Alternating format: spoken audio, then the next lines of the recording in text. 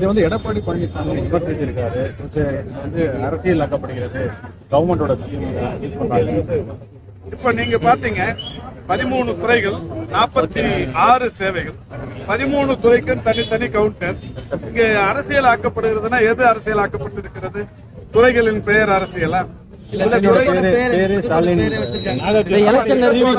இது பரவாயில்லங்க.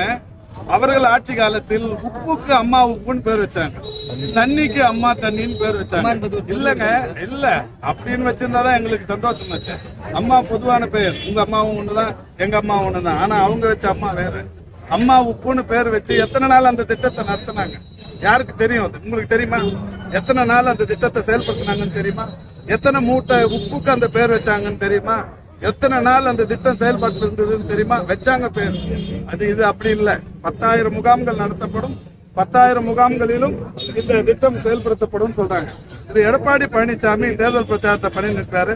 ஒரு இழிவான பிரச்சாரம். முதல்வரை நேற்றைக்கு கூட ஒருமையில் பேசி இருக்கிறார். அதாவது ஒரு தகுதி இல்லாத எதிர்கட்சி தலைவர் என்கின்ற வகையில் ஒருமையில் ஒரு முதல்வரை பேசுவது எதிர்கட்சி தலைவருக்கு அழகான்னு தெரியல. எனவே அவர் குறித்தான இந்த கேள்விக்கெல்லாம் நான் நீண்ட நேரம் பதில் அளிக்க விரும்பவில்லை. ஒரு தகுதி உள்ள ஆட்களுக்கு பதில் சொன்னால் சிறப்பாக இருக்கும். ரொம்ப நல்லா இருக்காங்க. அதாவது நான் கூட அதிகமா எக்ஸசைஸ் பண்ணுவேன், நிறைய ஸ்ட்ரெஸ் எல்லாம் இருக்கும். நான் எக்ஸசைஸ் பண்ணும்போது எனக்கு கூட ஒரு வருஷத்துக்கு முன்னாடி தெரியும் உங்களுக்கு, ஒரு 10-15 கிலோமீட்டர் ஓடி முடிச்சுட்டு வந்து நேரா வீட்டுக்கு வந்த உடனே ஒரு 200-300 பேர் விசிட்டர்ஸ் இருந்தாங்க. அவங்க எல்லாம் நின்று பார்த்தேன். அப்போ மைல்டா வந்து எனக்கு ஒரு கிட்டினஸ் வந்தது. அதுக்கப்புறம் ஆஸ்பத்திரிக்கு கூட்டு போனாங்க, சரியாகி வந்துட்டோம். அந்த மாதிரி முதல்வரை பொறுத்தவரை இந்த இன்சிடென்ட் நடக்கிறதுக்கு ஒரு நாள் முன்னாடி கூட அவர் உயிராக மதித்த சகோதரர் மூகா முத்து மரணம். ஒரு நாள் முழுக்க அந்த மரணத்திலேயே நின்றுட்டு வரவங்களை ரிசீவ் பண்ணி அதை அடக்கம் வரைக்கும் இருந்தாங்க. காலையில இருந்து சாப்பிடாம கொள்ளாம இருந்து அந்த மாதிரி பண்ணாங்க. யாரா இருந்தாலுமே இந்த மாதிரியான அது முடிச்சுட்டு அந்த இன்சிடென்ட் நடக்கிற காலையில ஒரு 1.5 கிலோமீட்டர் நடந்ததுக்கு அப்புறம் தான் அவருக்கு ஒரு சிறிய அளவிலான ஒரு கிடினஸ் வந்தது. அதுக்கப்புறம் இப்போ பரிசோதனைகள் பண்ணிட்டு இருக்காங்க. பரிசோதனைகள் வந்து நேற்றைய முன்தினமும் பரிசோதனைகள் முடிச்சிருக்காங்க. இன்னைக்கு ஹாஸ்பிட்டல்ல ஸ்டேட்மெண்ட் அது சொல்றாங்க. இப்ப ஹாஸ்பிட்டல்ல சொல்ல போறாங்க.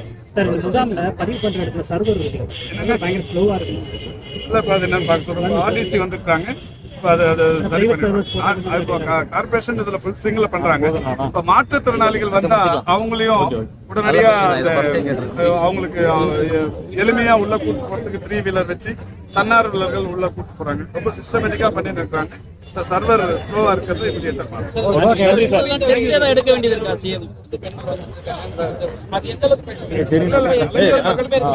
கலைஞர் மகளிர் உரிமை தொகைக்கு ஒரு ரெஸ்ட்ரிக்ஷன் இல்ல. இப்ப இந்த வார்டுல இருக்கிற மகளிர் தான் இங்க வந்து கொடுக்கணும்னு சொன்னா இவ்வளவு கூட்டம் இருக்காது. எந்த பகுதியில இருந்து வேணாலும் வந்து தரலாம் அப்படின்னு சொன்னதால கூட்டம் இருக்கு. இந்த முதல் ஃபர்ஸ்ட் 100-200 கேம்ப் முடிஞ்சோன்னா அந்த கூட்டம் கொஞ்சம் குறையும். ஒரு வட்டத்துல 2 மொத்தம் 400 கேம்ப், 200 வட்டம். இது 109 இப்ப நடக்குது. அடுத்த மாசம் 100-100-100 4 மாசம் இது நடக்கும். 400 கேம்ப் நடக்கும் போது இந்த ஃபர்ஸ்ட் பேஸ்ல 109, ரெண்டாவது பேஸ்லாம் வரும்போது கூட்டம் குறையும். ட்ரெண்ட ஃப்ரெண்ட் ஆக்கிக்கோங்க. தந்தி டிவியின் சப்ஸ்கிரைபர்ஸ் அண்ட் ஃபாலோவர்ஸ் குடும்பத்துல நீங்களும் இணையுங்க.